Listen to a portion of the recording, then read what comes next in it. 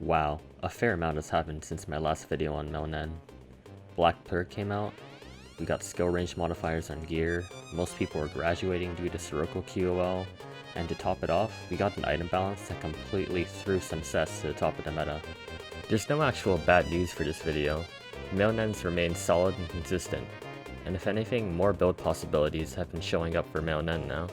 This video is going to give a quick overview of the changes and what to expect moving forwards. If you've watched a previous video in the series, you might be wondering at this point about Sirocco sets in the class, as well as how the epic rework has affected it. Starting with Sirocco sets, let's get the big elephant out of the way. None of the sets actively make your gameplay worse. They're all great.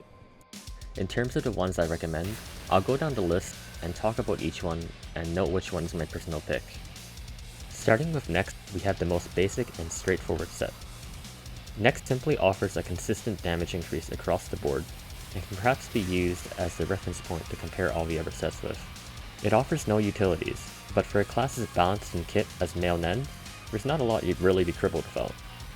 This balance, however, is its downfall, as while it provides a larger damage boost, it's not very much greater than the other sets for its lack of utility, and in some cases, is even weaker than the other sets.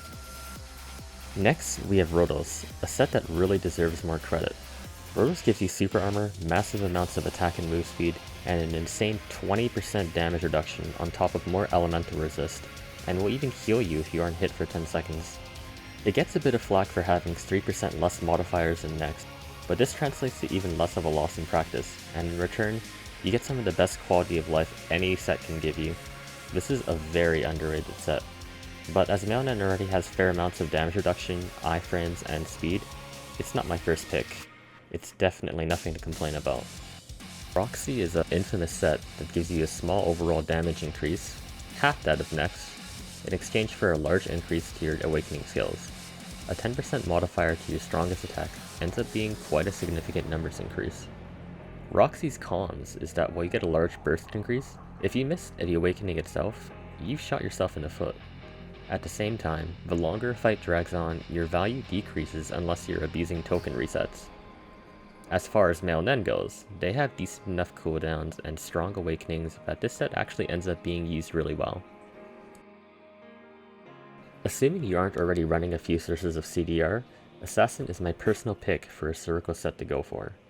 It allows you to fire off skills more frequently while not being at a massive per skill damage loss, and this also applies to your gauge gaining skills, which helps to balance the increased gauge spending.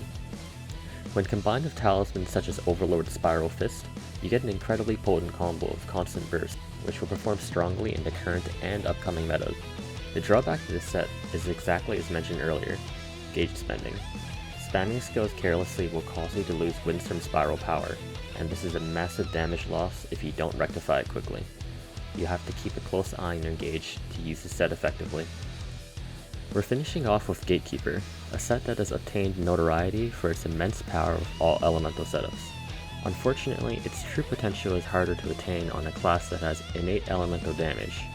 I'm not going to bother explaining it, but I'll simplify it by saying that overall, using this set with dual elite enchants will be powerful.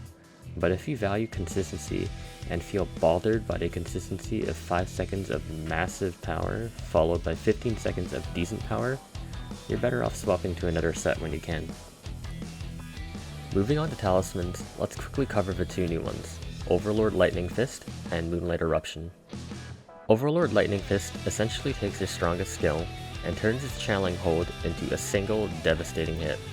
The damage on this talisman is so significant that it can almost match or surpass that of your 2A with minimal rune work and specialized equipment, and certain builds can lower its cooldown such that it becomes a main source of DPS while retaining a majority of its incredible power. In my opinion, the quality of life and damage that this talisman provides is so powerful that it undisputedly deserves at least a slot in one of your 3 main talismans. The other talisman is Moonlight Eruption. This talisman makes your level 80 active Moonlight Land much more effective in recovering gauge. It also reduces the cooldown slightly. Currently this talisman pales in comparison to the more popular picks, but there are builds that take advantage of it that we'll briefly mention later. I'll finish off Talismans by mentioning that currently you're going to pick between Lightning Fist, Energy Shield, or Lion's Roar to root into. You can further enhance these skills with recent additions like skill range damage titles, and in some cases, rare weapon clones. If you're wondering how Talisman Damage stands as they currently do for our server, including with Roaring White Tiger, and how they are post the upcoming rebalance, here's my own chart with simple math versus a Korean source. The pre-buff values are also taken from the same source.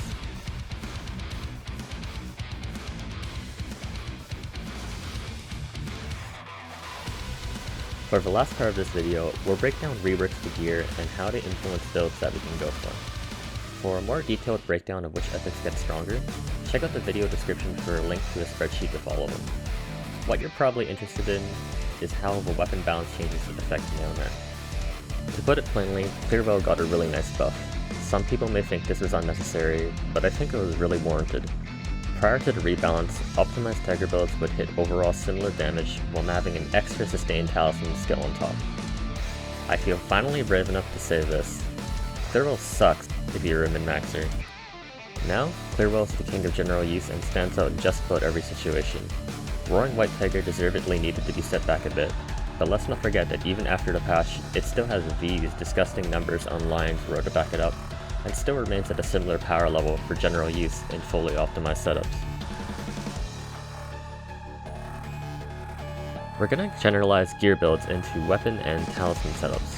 For both weapons, you're going to use Overlord Fist regardless, it's just too powerful to ignore. After this, White Tiger builds will take Lion's Roar followed by a talisman of their choice, such as High Tie or Energy Shield.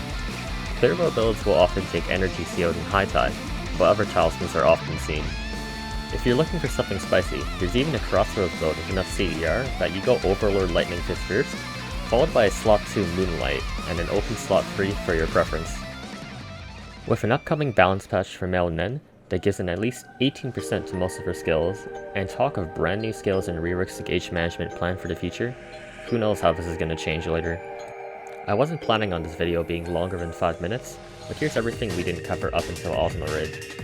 I hope I was able to help any Male Nen out there get an idea of how to progress until then.